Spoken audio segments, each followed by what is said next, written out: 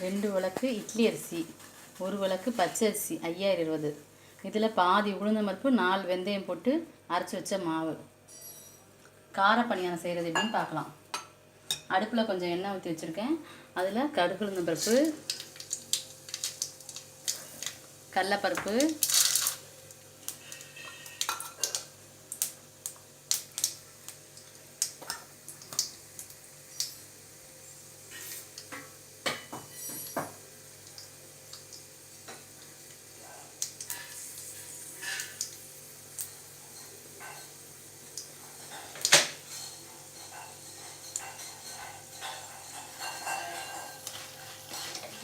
நல்லா பொரியட்டும்.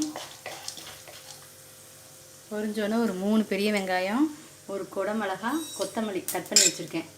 சின்ன சின்னதாக கட் பண்ணி வச்சுருக்கோம்.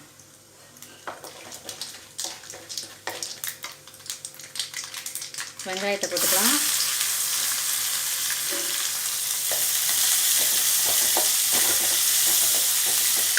குடமிளகா இது பணியாரம் மாவில் வேக போகுது, அதனால் லைட்டாக வதங்கினா போதும். மாவில் ஏற்கனவே உப்பு போட்டிருப்போம். இந்த வெங்காயத்துக்கு வந்து தேவையான அளவு உப்பு போட்டுக்கலாம்.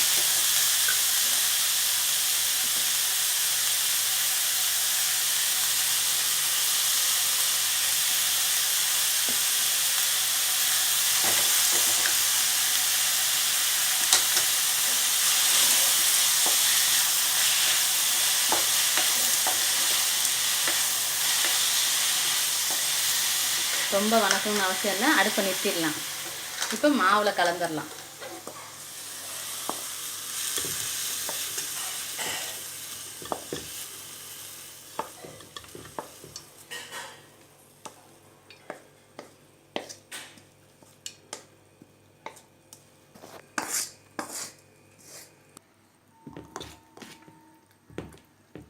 மாவு நல்லா கிளறி வச்சிட்டோம்.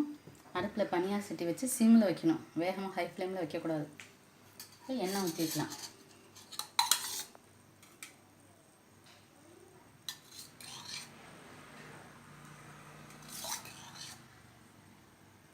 எண்ணெய் பிடிக்கிறவங்க எண்ணெய் ஊற்றிக்கோங்க, எண்ணெய் வேணாங்கிறவங்க விட்டுருங்க.